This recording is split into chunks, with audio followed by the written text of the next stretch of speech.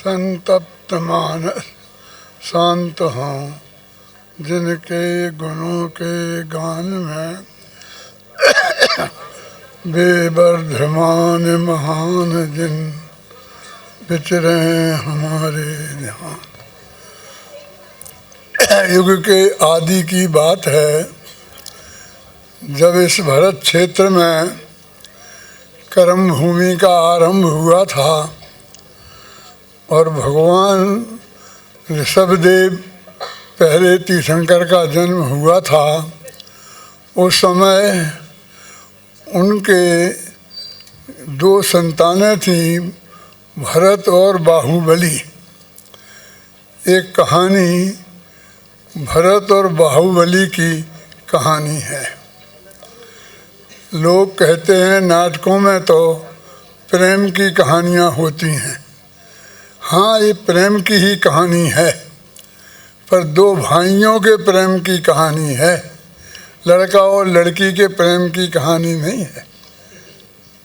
दो भाई परस्पर में किस तरह प्रेम से रह सकते हैं, अपनी समस्याओं का समाधान किस तरह कर लेते हैं और कर लेनी चाहिए, इस बात को बताने वाला यह नाटक भरत और बाहुबली की कथानक है। भरत चक्रवर्ती 6 खंड को जीत कर वापस आ गए हैं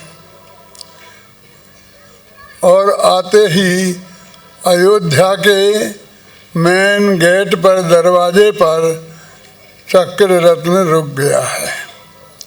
चक्र रत्न और कुछ नहीं है, सेना के समूह का नाम ही चक्र है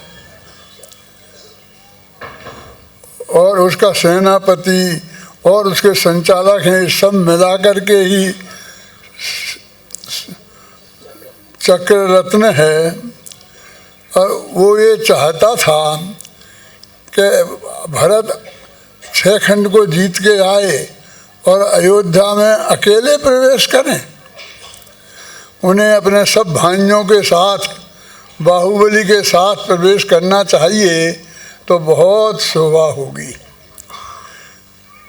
जब ये बात भरत को मालूम पड़ी तो उनने कहा गलती हो गई, मैंने भाइयों को आमंत्रण नहीं दिया, जल्दी से जल्दी भाइयों को आमंत्रण भेजो, बाहुबली के पास विशेष दूत भेजो और उनको बुलवाओ, सम्मान पूर्वक बुलवाओ और सब तरह से उनका स्वागत करो और उसके बाद अपन प्रवेश करेंगे अयोध्या में। बस कहानी यहीं से शुरू होती है और वो क्या मर्म अपने में बसाए हुए है, हमें क्या शिक्षा देती है, ये बताने का मैंने प्रयास किया है इस कहानी के माध्यम से। जैसी कहानी आज तक आपने सुनी है, पढ़ी है, मैं नहीं कह रहा हूँ, क्यों कितने लोग हैं जिनने महापुराण पढ़ा है? हाथ उठाइए, कितने लोगों ने महापुराण पढ़ा है? एक हाथ उठा, 2, 4, 5 बस। यहाँ पर 1000 से ज़्यादा लोग हैं और इसमें 5-7 लोग ही कहते हैं पढ़े हैं, उनने भी आद्योपांत नहीं पढ़ा है। यहाँ वहाँ से कहानी किससे सुने हैं, किसी के मुख से, बीच बीच के पेज पढ़े हैं कभी कभी, आदि से अंत तक पढ़ा हो ऐसा कोई नहीं है। लेकिन जो भी कहानी आपने सुन रखी है, मैंने भी अपने बचपन में सुन रखी थी, लेकिन मुझको उस कहानी पर पूरी तरह भरोसा नहीं हुआ, कभी नहीं हुआ। मैं सोचता रहा ऐसा कैसे हो सकता है, भाई भाई लड़े, भरत और बाहुबली लड़े, छायक सम्यक दृष्टि, जिन्हें गीता में महाप्रज्ञ कहते हैं, स्थित प्रज्ञ कहते हैं, ऐसे महापुरुष आपस में लड़ें, ऐसा कभी नहीं हो सकता है। तो क्या हुआ था?